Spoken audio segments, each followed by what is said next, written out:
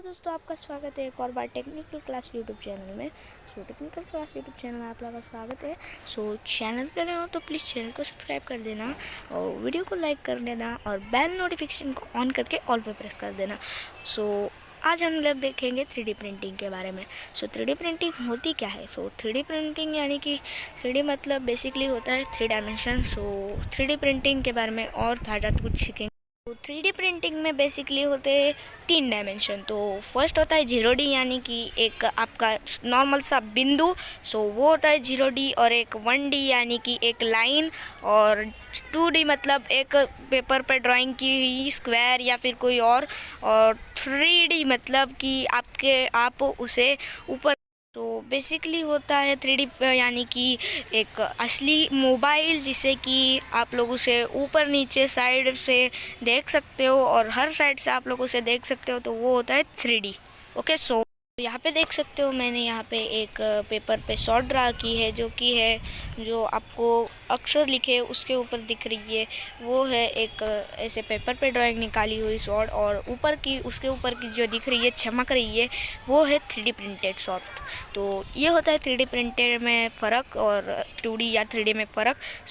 और ये शॉर्ट आप चला भी सकते हो। गाइज, मतलब 3D प्रिंटिंग मतलब क्या होता है? आप लोग जो देख रहे हो पिक्चर के सामने जो नीले कलर में है, वो है एक 3D प्रिंटेड जो हम चेस में यूज़ करते, इसको बोला जाता है वज़ीर। तो इससे हम चेस में यूज़ करते हैं, हाथी भी बोल सकते हैं हिंदी में। इसे हम लोग यूज़ करते हैं। ये है एक 3D प्रिंटेड। ये जो वज़ीर है वो 3D प्रिंटेड है। अगला देखते हैं क्या है। गाइस, जो आप देख रहे हो वो एक लेयर बाय लेयर बनाया जा रहा है। तो इसी तरीके से 3D प्रिंटर काम करता है। तो 3D प्रिंटर, ये जो नोज़ल दिख रही है आपको, उससे एक फिलामेंट छोड़ता है और उसे लेयर बाय लेयर बनाया जाता है। इसे लेयर बाय लेयर बनाने के बाद ये तैयार होता है। इसे हम लोग 3D प्रिंटर में प्रिंट करते। ओके, बाद में देखते हैं क्या है। अभी जो करंट मेथड चल रही है, तो पहली मेथड है करंट मेथड। तो करंट मेथड मतलब कि जैसे कि हम लोग मूर्ति बनाते हैं, तो मूर्ति बनाने से पहले हम लोग एक पत्थर को तोड़ते हैं, बाद में उसकी मूर्ति बनाई जाती है। तो इसमें वैसे ही होता है, एक पहले लोखंड की चीज़ को काटा जाता है, बाद में उसे छीला जाता है, मतलब पील किया जाता है, बाद में ही उसे यूज़ कर सकते हैं। ओके, यही है इसका उपयोग। और नेक्स्ट देखते हैं, कोई बात नहीं। अभी हम लोग दो बारे में देखते हैं। एक तो हम लोग सबसे पहले क्या करते हैं, मटेरियल लेते हैं, बाद में उसे ड्रिल करके थोड़ा 3D ऑब्जेक्ट बनाते हैं। बाद में हम लोग इसे सब्ट्रैक्टिव मैन्युफैक्चरिंग बोलते हैं। इससे बहुत सारा हमें वेस्ट भी होता है हमारा मटेरियल। ओके, नेक्स्ट है बी यानी कि मटेरियल लेंगे हम लोग, उसे 3D प्रिंटर से प्रिंट करेंगे, बाद में वो 3D प्रिंट बन जाएगा। बाद में वो थोड़ा जो है वो 3D ऑब्जेक्ट बन जाएगा। उसके बाद में थोड़ा सा उसमें मतलब वेस्ट तो ना के बराबर होगा, लेकिन बहुत बढ़िया ये अच्छी तरीके से बन जाएगा, ऊपर जैसे बनाता वैसे, लेकिन इसमें वेस्ट कम होगा। इसे बोला जाता है एडिटिव मैन्युफैक्चरिंग तकनीक का most common question, who invented the 3D printing, मतलब 3D प्रिंटिंग का निर्माण किसने किया है? जिन्हें पता नहीं है मैं बता देता हूँ 3D प्रिंटिंग का निर्माण किसने किया है। चलो तो चलते। चक हॉल को इस पूरे विश्व में बोला जाता है फादर ऑफ 3D प्रिंटिंग। इन्होंने ही इन्वेंट किया है 3D प्रिंटिंग को। इनका नाम है चक हॉल। तो एक बार आप लोग ध्यान में रख लीजिए, चक हॉल। तो कॉपी में भी लिख सकते हो चक हॉल। इसकी प्रोसेस क्या है? तो इसकी प्रोसेस है, सबसे पहले तो हम लोग एक वेबसाइट से कुछ भी ले लेते हैं, ऐसा डिज़ाइन बना लेते हैं।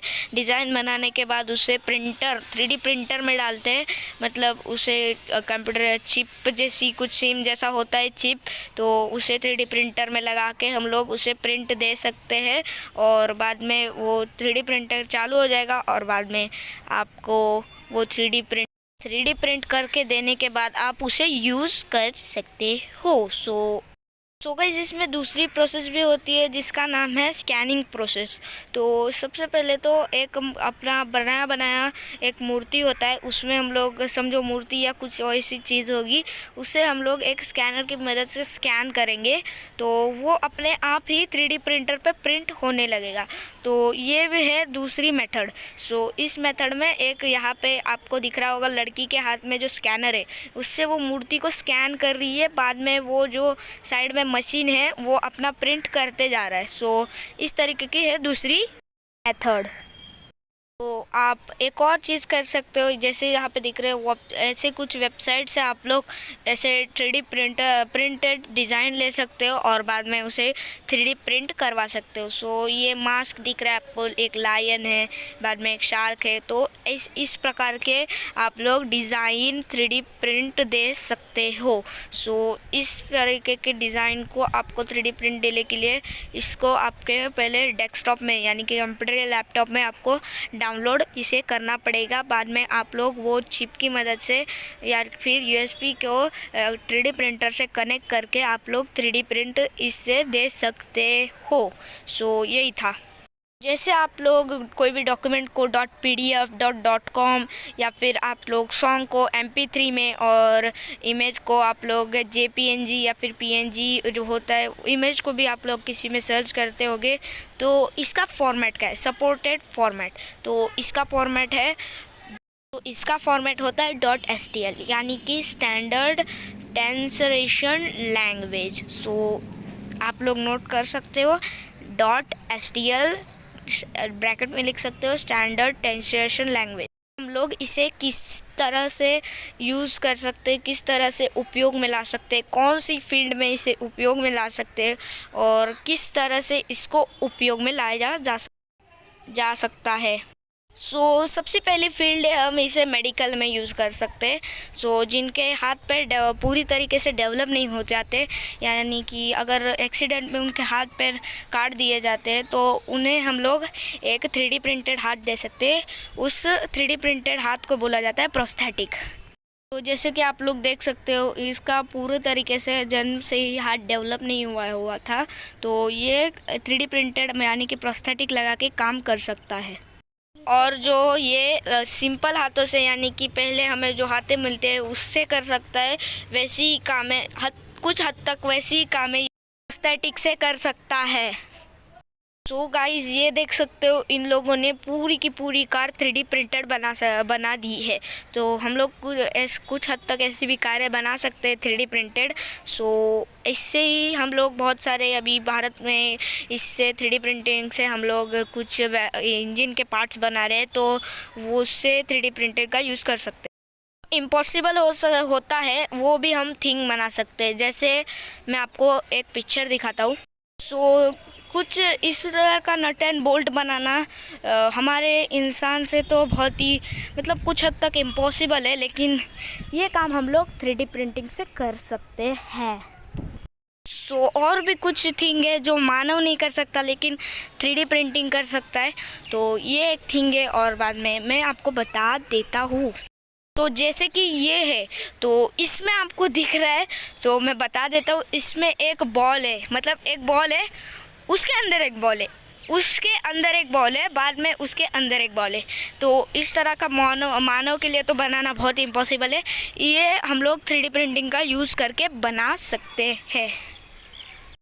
सो हमारी तीसरी फील्ड है हम लोग किस तरह से स्पेस इंडस्ट्रियल में 3D प्रिंटिंग का उपयोग कर सकते हैं।